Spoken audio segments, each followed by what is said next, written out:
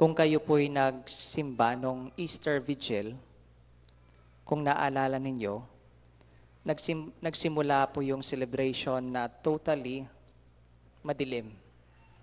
Tapos mayroong Easter fire. Tapos may Paschal candle.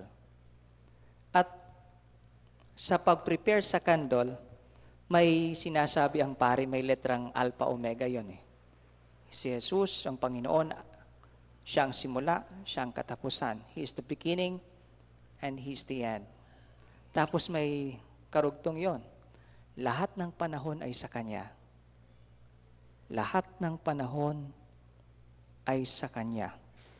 Nang ibig pong sabihin, na sa lahat ng panahon ay palagi po nating kapiling ang Diyos.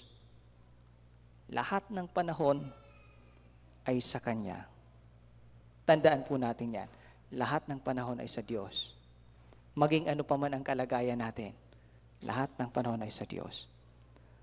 Sa ating gospel today, may dalawang disipulo papuntang Emmaus. Well, during this time, I believe, gulong-gulo sila, litong-lito, dahil namatay si Jesus, disipulo. So yung focus ng feeling nila ay yung sakit, yung hapdi ng pagkamatay ng Panginoon. Kaya nga po siguro, di nila napansin na si Jesus pala yung biglang sumabay sa kanila sa paglalakbay. Di nila napansin. Sabi sa gospel, Jesus walked with them. Walked with them. At hindi lang po sumabay.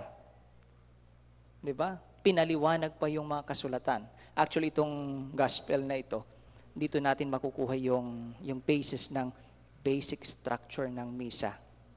The Word, tapos Eucharist.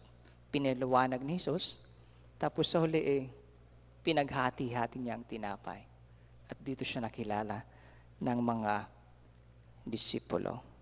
Well, the thing is, Jesus always walks with us sa lahat ng panahon. He is always present. Nananatili po siya. Problema lang, most of the time siguro di natin napapansin kasi lub-lub tayo sa sakit o hapdi ng ating nararanasan or sa sobrang galak kung anong mayroon tayo o nararanasan. Mayroong isang tao noon na namatayan siya ng isang mahal sa buhay. At ang tanong niya sa isang pare, Father, ang sakit po, nasaan po ang Diyos? Sabi niya.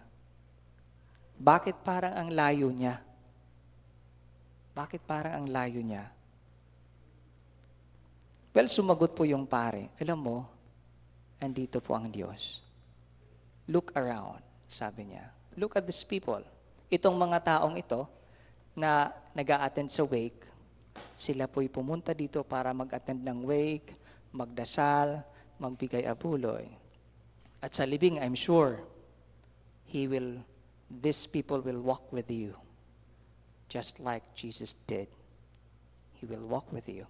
At itong ginagawa po nila, ito po'y konkretong manifestation na ang Diyos ay palagi pong kapiling natin. Sa lahat ng panahon. Sa lahat ng panahon. Jesus is always with us. Dapat tandaan natin to Kahit anong pangkalagayan, sobrang maligaya tayo, sobrang saya, sobrang nalululub sa sakit or hapdi ng mga karanasan, palagi pong nandyan ang Diyos. And He continues to walk with us.